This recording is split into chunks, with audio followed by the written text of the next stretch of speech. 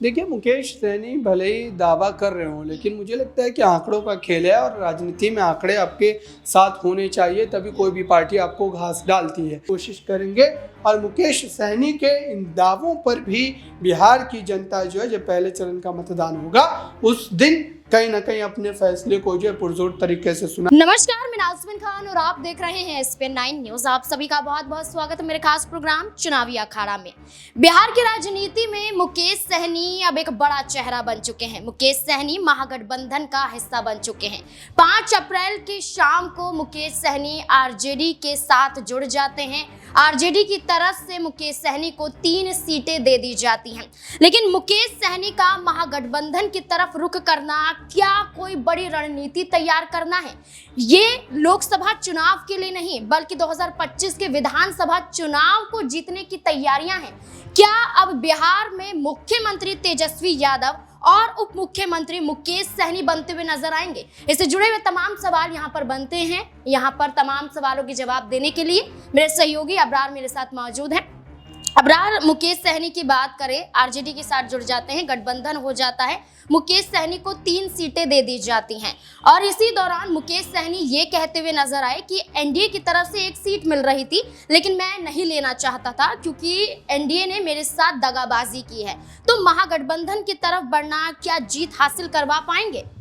देखिए, मुकेश सहनी की अगर हम बात करते हैं तो उनकी ये बात पर भरोसा किया भी जा सकता है, चूँकि जहाँ तक मुझे लगता है कि 1 सीट की बात जो उन्होंने कही है कि एनडीए की तरफ से उन्हें मिल रही थी, उससे बड़ी बात ये है कि उनके 4 विधायकों को भारतीय जनता पार्टी ने ही तोड़ा था, बीजेपी में ही वो शामिल हुए थे।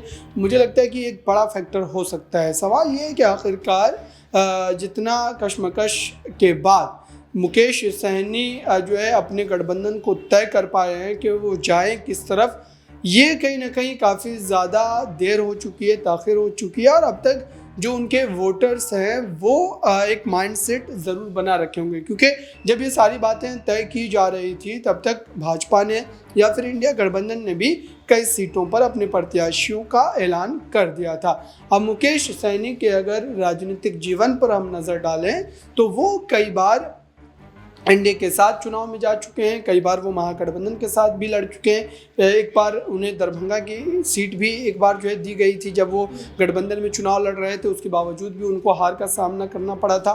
तो मुझे लगता है कि मुकेश सहनी को जो 3 सीटें दी गई है इंडिया गठबंधन की तरफ से, उनमें से एक भी सीट मुझे नहीं लगता कि वो निकाल पाएंगे, क्योंकि उनकी भी छवि बिल्कुल उस तरीके की है जो छवि नीतीश कुमार की है, क्योंकि वो भी लगातार मौकापरस्ती की सियासत जो है वो करते रहते हैं। तो इंडिया गठबंधन में अगर ये फैसला हो जाता है कि मुकेश सहनी को 3 सीटें दे दी जाए तो सवाल ये उठता है कि आखिरकार जो है पप्पू यादव को 1 सीट देने में क्या हर्ज था।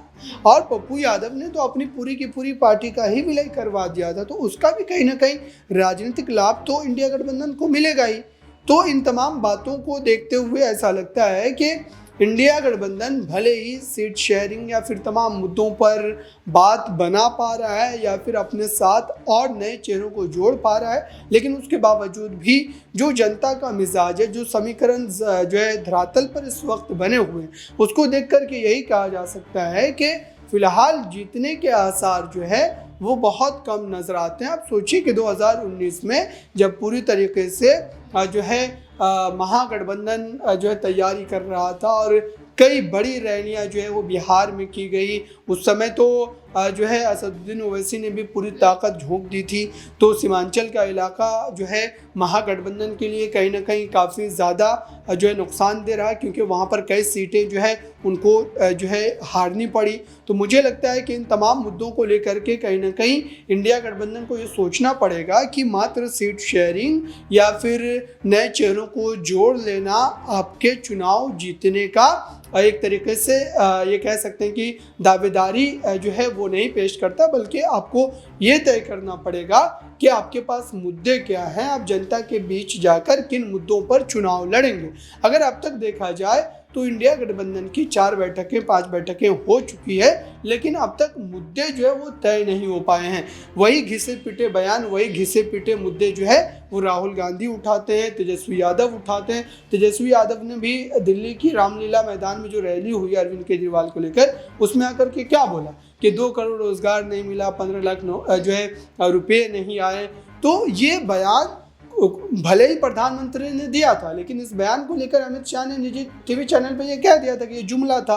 तो मुझे लगता है कि जनता अब इन बातों से आगे बढ़ना चाहती है, तो विपक्ष को बिहार में या फिर अन्य राज्यों में कहीं पर भी इस पूरे मामले को लेकर के फिर से एक बार विचार विमर्श करना पड़ेगा। जहाँ तक मुकेश सहनी की बात है, तो भले ही उनको विधानसभा चुनाव में 4 सीटें मिल गई थी, लेकिन लोकसभा चुनाव में मुझे नहीं लगता कि उनको एक भी सीट मिलने जा रही है, क्योंकि नई पार्टी है, अभी भी धरातल पर उनको बहुत सारे काम करने बाकी है। उनका संगठन उस तरीके से बिहार में अब भी मजबूत नहीं है। अगर कुछ इलाकों को छोड़ दे तो, चाहे वो बख्तियारपुर का इलाका हो, समस्तीपुर का इलाका हो, दरभंगा के कुछ हिस्सों की बात करें, मुजफ्फरपुर में भी कई ऐसे क्षेत्र हैं जहां पर उनकी पार्टी काम करती हुई नजर आई थी पिछली बार भी मजबूत ढंग से। लेकिन अभी भी लोकसभा चुनाव के मद्देनजर देखा जाए तो पार्टी उतनी ज्यादा मजबूत नजर नहीं आती। पार्टी मजबूत नहीं है, लेकिन मुकेश सहनी कहते हैं कि उन्हें अपनी गलती का एहसास है। 2020 में जो किया 2025 में वो करते हुए नजर नहीं आएंगे। मुकेश सहनी कहते हैं कि ये जो गठबंधन हुआ है, इस गठबंधन में तेजस्वी यादव अब बिहार के मुख्यमंत्री बनकर रहेंगे और वो उप मुख्यमंत्री की कुर्सी पर बैठेंगे। ये दावा मुकेश सहनी द्वारा किया जा रहा है। देखिए, मुकेश सहनी भले ही दावा कर रहे हों, लेकिन मुझे लगता है कि आंकड़ों का खेल है और राजनीति में आंकड़े आपके साथ होने चाहिए, तभी कोई भी पार्टी आपको घास डालती है। तो ऐसे में मुकेश सहनी भले ही 4 सीटें जीतकर एक बार मंत्री बने थे, लेकिन उसके बाद भारतीय जनता पार्टी ने किस तरीके से पूरा खेला किया, और बिहार में बीजेपी ठीक वही रूल अपना रही है जो महाराष्ट्र में किया गया है। बिहार में जिस ढंग से चिराग पासवान की पार्टी को तोड़ा जाता है, और देखिए बड़ी बात यह है कि चिराग पासवान और उनके चाचा पशुपति पारस दोनों ही राजनीतिक मजबूरियों के कारण उसी एनडीए का हिस्सा है। पशुपति पारस तो एक कदम आगे है। अब पशुपति पारस जो है मंत्री पद से इस्तीफा देने के बावजूद भी एनडीए में, क्योंकि उनको पता है कि अगर वो एनडीए का साथ छोड़कर इंडिया गठबंधन के साथ जाकर चुनाव लड़ेंगे तो वो बिल्कुल भी अपनी पार्टी की जमानत नहीं बचा पाएंगे। तो मुकेश सहनी का ये जो दावा है कि वो उप मुख्यमंत्री बनेंगे, ये एक सपने जैसा है। मुझे नहीं लगता कि ये स्थिति बनने वाली है, क्योंकि बिहार में जिस ढंग से आप देख रहे हैं कि लगभग तमाम नेताओं ने अपनी राजनीतिक क्रेडिबिलिटी को खो दिया है, चाहे वो जो है मुकेश सहनी हो, चिराग पासवान हो, पशुपति पारस हो, जीतन राम मांझी हो, या फिर अन्य और नए चेहरों की बात करें, इन तमाम ने, नीतीश कुमार, इन सबके सरदार हैं।